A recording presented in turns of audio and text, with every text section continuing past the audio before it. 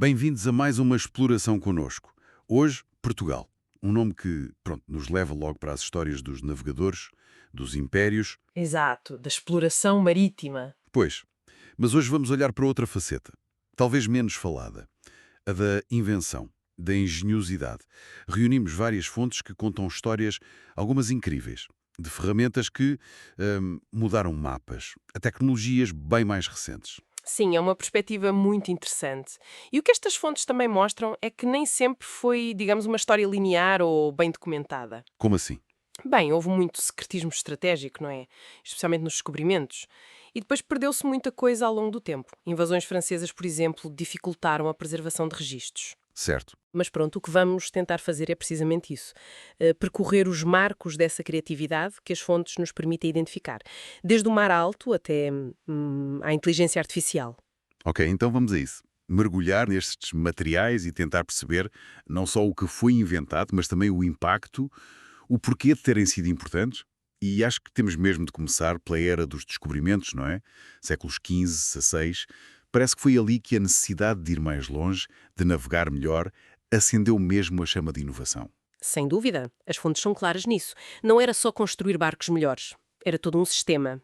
Um sistema. Sim, quer dizer, instrumentos mais precisos, técnicas de navegação mais apuradas, a própria construção naval otimizada, até o armamento tinha de ser adaptado e, claro, proteger esse conhecimento. O segredo tecnológico era uma ferramenta poderosíssima. Falando em barcos, a caravela. É quase impossível não pensar nela. O ícone. Exato. As fontes descrevem-na como sendo rápida, muito manobrável e capaz de fazer algo que foi revolucionário: navegar contra o vento. Bulinar. Essencial. Foi numa destas que o Bartolomeu Dias dobrou o Cabo da Boa Esperança. Um marco. Exatamente.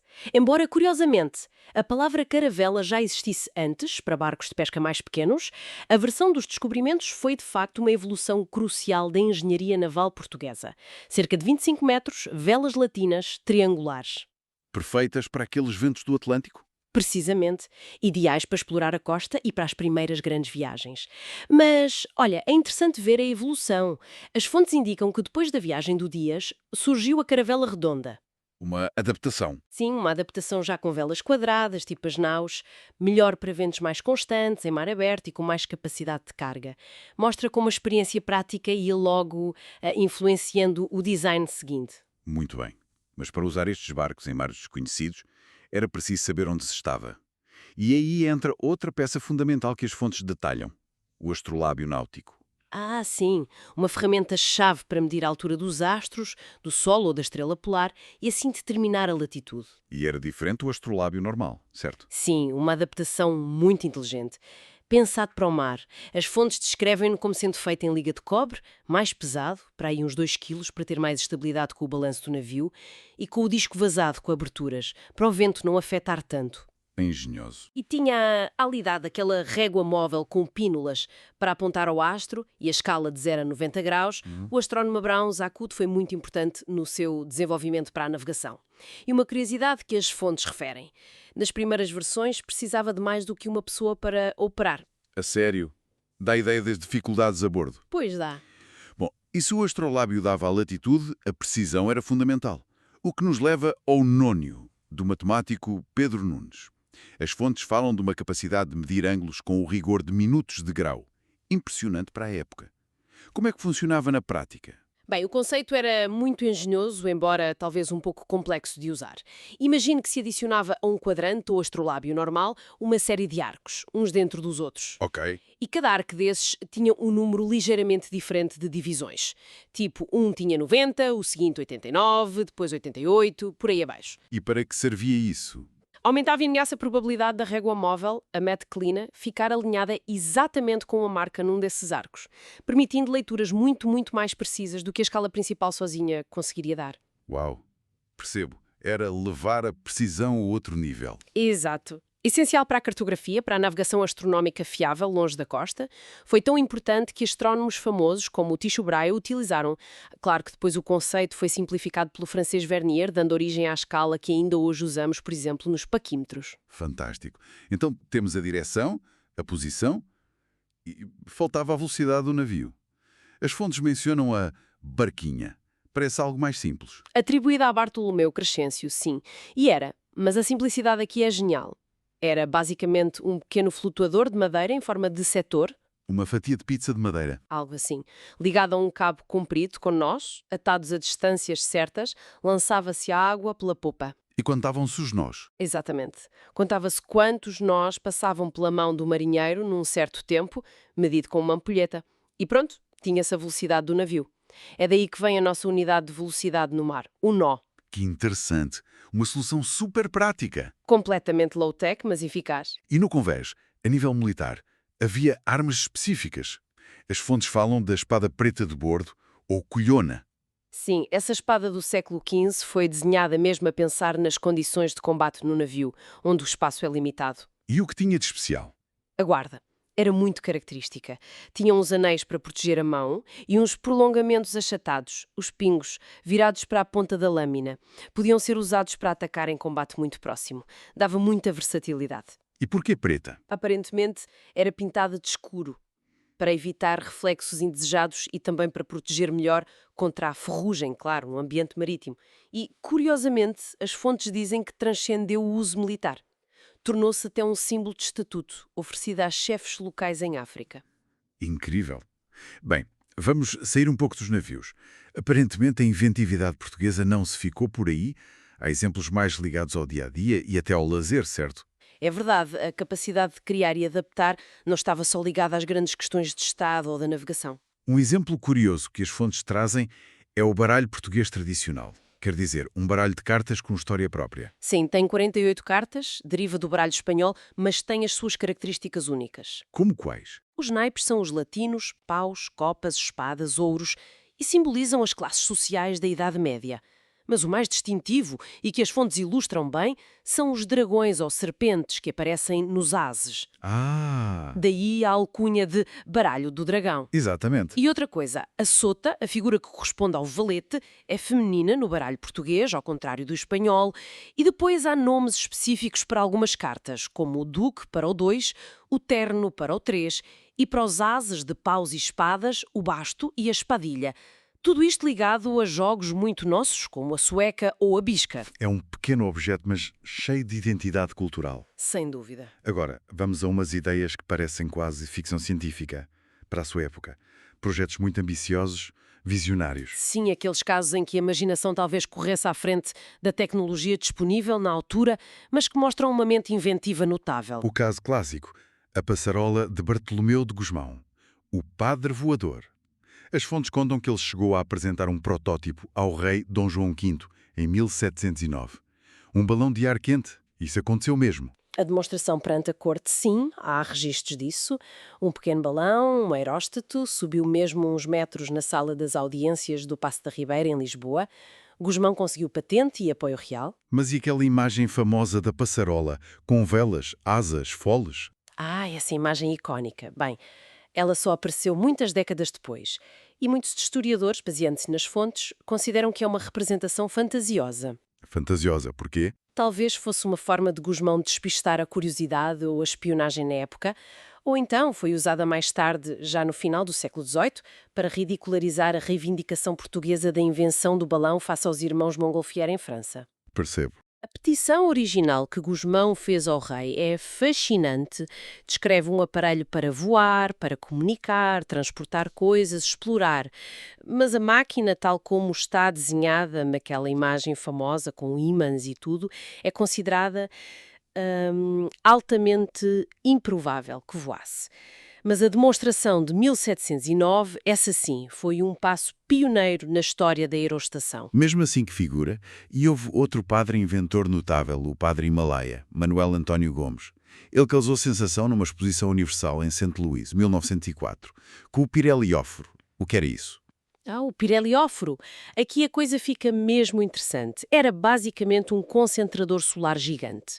Um forno solar. Um forno solar. Em 1904, Sim, uma estrutura metálica enorme com 13 metros de altura que suportava um espelho parabólico gigante com 80 metros quadrados de área. E esse espelho era coberto por, imagine, mais de 6.000 pequenos espelhinhos. 6.000. Para quê? Para focar a luz do Sol num ponto central, numa cápsula especial, refratária, e atingir temperaturas altíssimas, capazes de fundir metais.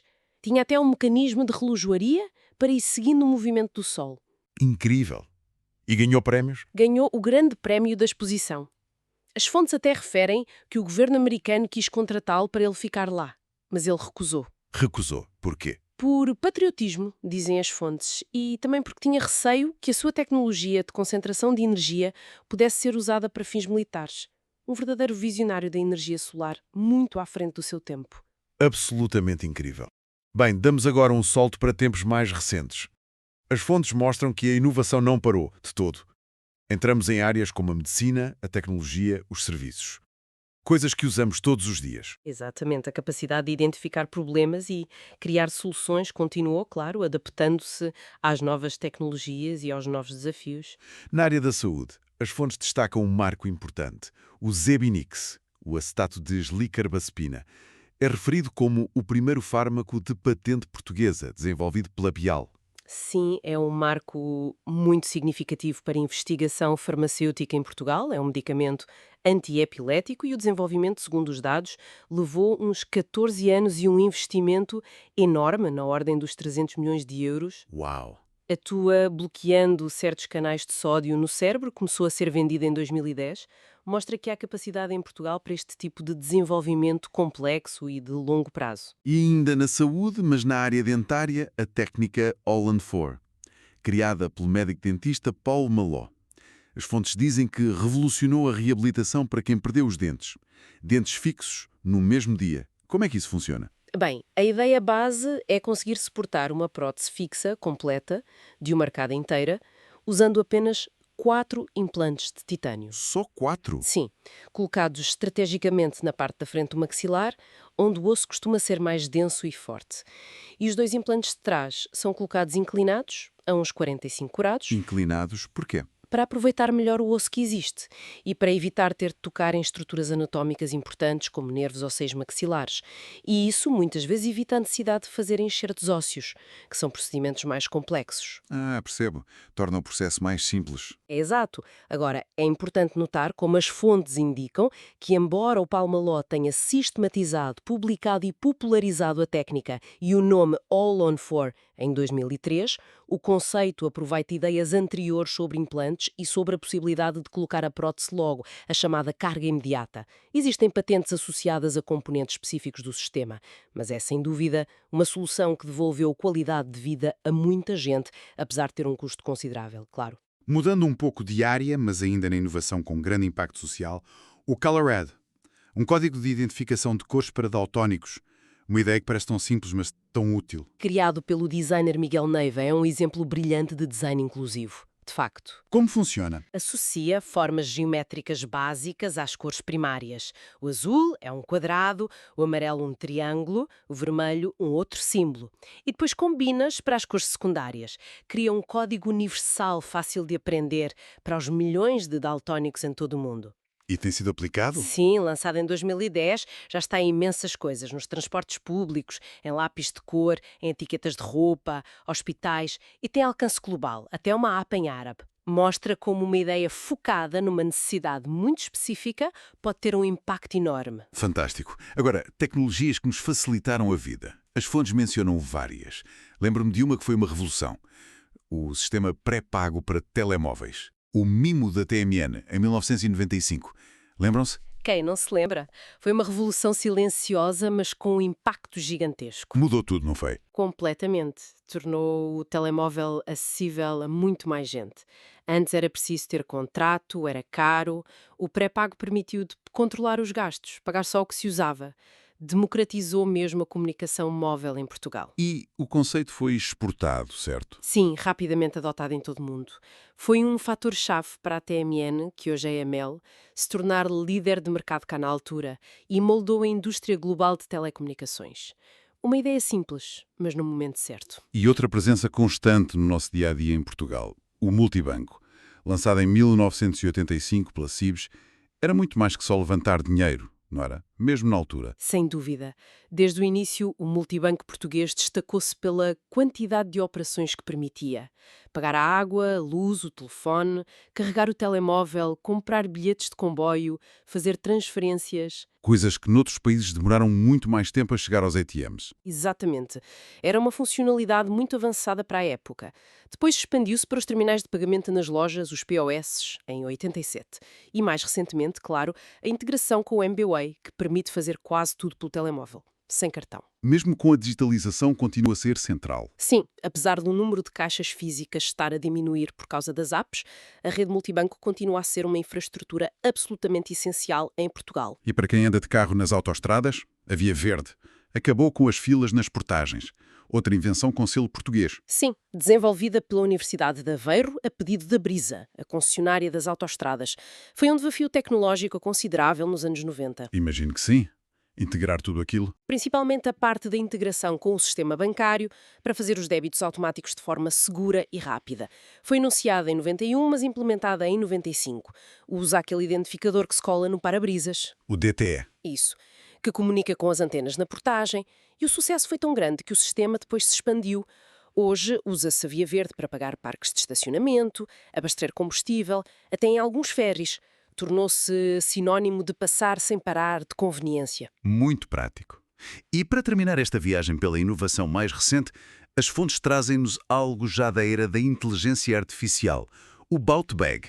Ah, sim. Um saco de boxe inteligente, que a revista Time considerou uma das melhores invenções do mundo. Sim, criado por uma startup portuguesa, a Balt, é um exemplo fascinante da aplicação de tecnologia de ponta ao fitness. Mas o que faz exatamente? É um saco de boxe com sensores. É mais do que isso. Combina sensores de impacto, sim, mas também visão computacional e inteligência artificial. O sistema consegue analisar os teus golpes, a força, o tipo de soco, a precisão, a velocidade e interage contigo. Interage como? Dá feedback em tempo real, propõe treinos, transforma o exercício quase num jogo, usando princípios de gaming e até de ciência comportamental para te motivar.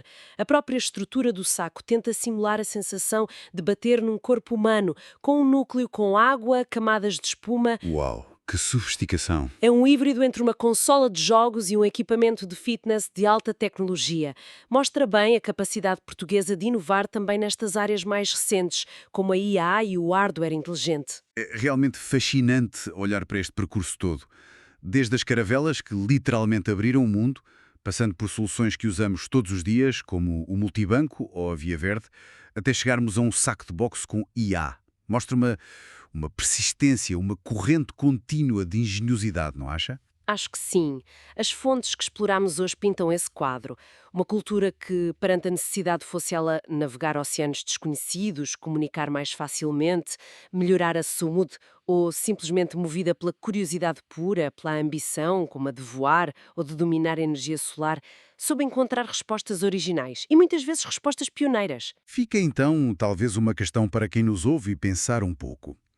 Se tanto conhecimento valioso esteve, como vimos, envolto em segredo no passado, e tantas outras invenções mais recentes conseguiram vingar e até tornaram-se globais, que outras ideias portuguesas, talvez menos visíveis hoje, ou ainda em desenvolvimento nos laboratórios e nas startups, poderão estar agora mesmo a preparar-se para marcar o futuro?